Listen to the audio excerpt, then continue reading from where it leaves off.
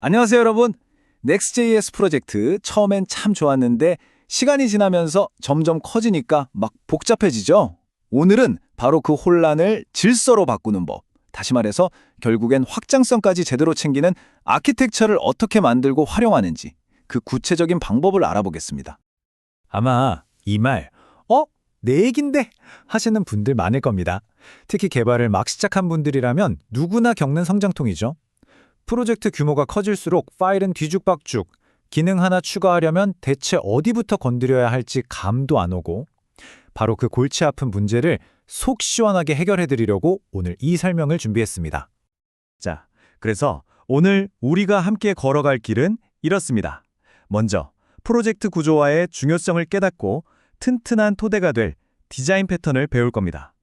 그리고 실전 폴더 구조를 본 다음 성능 최적화 기술을 익히고 마지막으로 궁극의 확장성 비결인 모노레포까지 이 5단계만 잘 따라오시면 여러분의 프로젝트는 완전히 다른 레벨이 될 겁니다.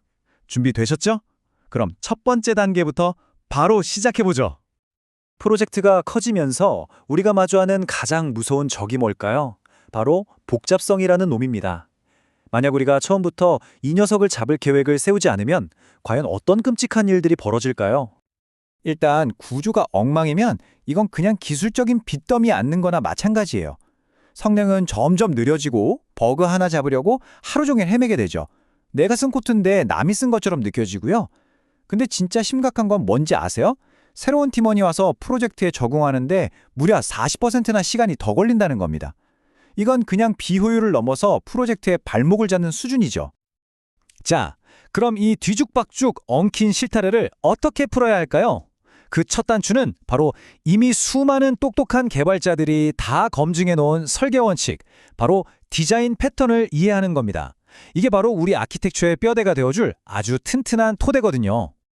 첫 번째는 컨테이너 프레젠테이셔널 패턴입니다. 이건 뭐랄까 레스토랑 주방이랑 비슷해요. 레시피를 개발하고 재료를 준비하는 머리 쓰는 셰프, 즉 컨테이너가 있고요.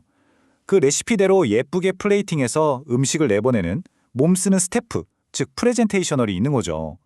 이렇게 역할을 딱 나누면 뭐가 좋을까요? 코드가 엄청 깔끔해지고 나중에 다른 메뉴에 이 예쁜 플레이팅만 가져다 쓰기도 쉬워지는 거예요. 두 번째는 데이터 패칭 패턴. 이건 Next.js의 꽃이죠. 이것도 식당 비유를 들어볼까요? 김치나 피클처럼 미리 만들어둬도 되는 건 SSG, 빌드할 때 미리 만들어두고 스테이크처럼 주문이 들어올 때마다 바로 구워야 하는 건 SSR, 요청이 올 때마다 서버에서 데이터를 가져오는 거죠. 이렇게 언제 어떤 데이터를 가져올지 전략적으로 정하는 것만으로도 손님, 즉 사용자가 느끼는 속도가 확 달라집니다. 세 번째는 라우팅 패턴. 와, 이건 Next.js의 정말 사랑스러운 부분이에요. 무슨 복잡한 설정 파일 같은 거 하나도 필요 없습니다. 그냥 우리가 컴퓨터에서 폴더 만들고 파일 만드는 것처럼 앱 디렉토리에 구조를 짜면 그게 그대로 웹사이트 주소가 되는 거예요. 진짜 직관적이지 않나요?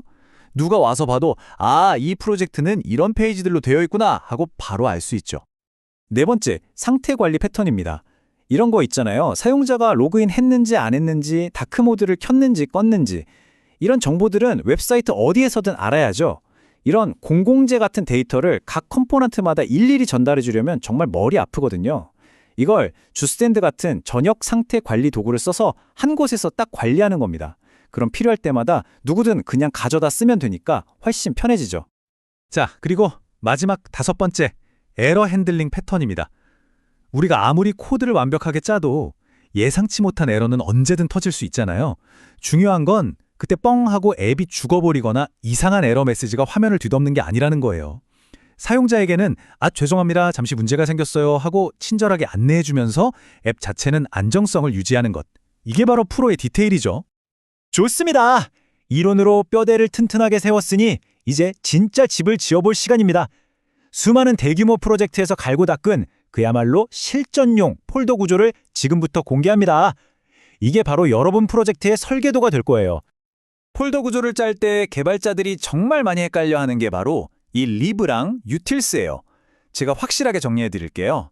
리브는 우리 프로젝트의 핵심 기술을 담는 곳이라고 생각하세요. 데이터베이스랑 연결하고 외부 API랑 통신하는 것처럼 뭔가 좀 묵직하고 중요한 비즈니스 로직들이 들어갑니다. 반면에 유틸스는 뭐랄까 만능 공고함 같은 거예요. 날짜 형식 바꾸기, 숫자의 콤마치기처럼 어디서든 갖다 쓸 수 있는 가볍고 독립적인 연장들을 모아두는 곳이죠. 어때요? 이제 좀 감이 오시죠? 자, 보세요. 이게 바로 확장성을 끝까지 고려한 이상적인 폴더 구조입니다. 페이지와 라우팅은 앱에, 재사용 컴포넌트는 컴포넌츠 안에. 근데 여기서 더 들어가서 버튼이나 인풋 같은 아주 작은 부품은 UI에, 헤더 푸터처럼 뼈대는 레이아웃에, 그리고 특정 기능과 똘똘 뭉친 덩어리들은 피처즈에 넣는 거죠. 방금 말한 립과 유틸스도 제자리에 딱 이렇게 처음부터 각을 잡아놓으면 프로젝트가 아무리 커져도 길을 잃을 일이 없습니다. 자, 이제 지배 구조는 완벽해졌습니다. 그럼 다음은 뭘까요? 사용자가 이 집에 들어왔을 때 와, 쾌적하다, 빠르다 라고 느끼게 만들어야죠. 바로 그 핵심 기술, 코드 스플리팅의 세계로 들어가 보겠습니다. 이게 무슨 얘기냐면요. 우리가 보통 코드를 불러오는 방식은 정적 임포트라고 해요. 이건 이사할 때 모든 짐을 한 트럭에 다 싣고 오는 거랑 같아요. 당장 안 쓰는 겨울옷, 창고에 박아둘 물건까지 전부요. 당연히 트럭은 무겁고 짐 내리는데 오래 걸리겠죠. 반면에 동적 임포트는요. 일단 몸만 와서 살다가 이제 스키 타러 가야지 할 때 스키 장비만 창고에서 가져오는 거예요. 어때요? 첫 로딩, 즉 이사 첫날이 훨씬 가볍고 빠르겠죠? 바로 이 원리입니다. 그럼 이 똑똑한 필요할 때만 가져오기는 언제 써야 할까요? 딱 정해드릴게요. 사용자가 뭘 눌러야만 보이는 모달창이나 탭, 그리고 차트나 지도, 텍스트 에디터처럼 그 자체로 무거운 라이브러리를 쓸 때, 이럴 때 Next.js에 next/dynamic을 써주면 사용자는 자기가 그 기능을 쓰기 전까지는 그 코드의 무게를 전혀 느낄 필요가 없는 거예요. 사용자 경험이 확 좋아지겠죠? 그리고 이게 그냥 조금 빨라진다 수준이 아닙니다. 보세요.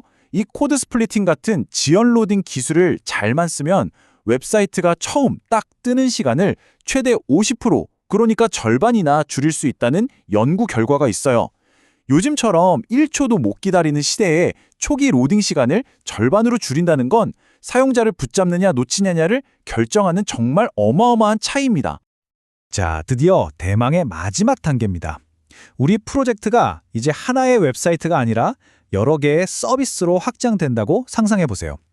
사용자용 앱, 관리자용 대시보드, 파트너사 포털. 이렇게 몸집이 커지고 여러 팀이 함께 일해야 할 때 우리는 어떻게 해야 할까요? 그 궁극적인 해답, 바로 모노래퍼에 있습니다. 모노래퍼는 쉽게 말해 하나의 큰 빌딩 안에 여러 회사, 즉 프로젝트가 입주해 있는 형태라고 보시면 돼요.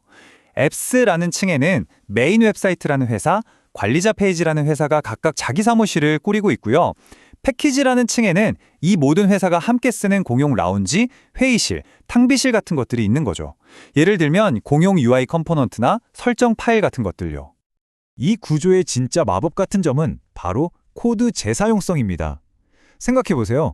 공용 라운지에 있는 의자 디자인을 바꿨더니 빌딩 안 모든 회사의 의자가 한 번에 바뀌는 거예요. 패키지스에 있는 버튼 컴포넌트 하나만 수정하면 웹사이트와 관리자 페이지의 버튼이 동시에 싹 바뀌는 거죠. 개발 속도는 빨라지고 모든 서비스의 통일성은 유지되고, 이건 정말 게임 체인저입니다. 자, 오늘 우리는 뒤죽박죽이던 프로젝트의 질서를 찾아주는 여정을 함께 했습니다. 먼저 5가지 디자인 패턴이라는 단단한 땅을 다지고 그 위에 실용적인 폴더 구조라는 설계도로 집의 뼈대를 세웠죠.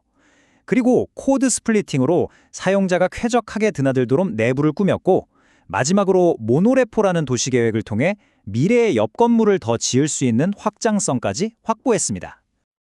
이제 여러분의 프로젝트 코드를 한번 열어보세요. 오늘 우리가 함께 나눈 이야기들을 떠올리면서요. 지금 당장 가장 먼저 개선하고 싶은 곳이 어딘가요? 어지러운 폴더 구조, 아니면 무거운 라이브러리를 불러오는 부분, 뭐든 좋습니다.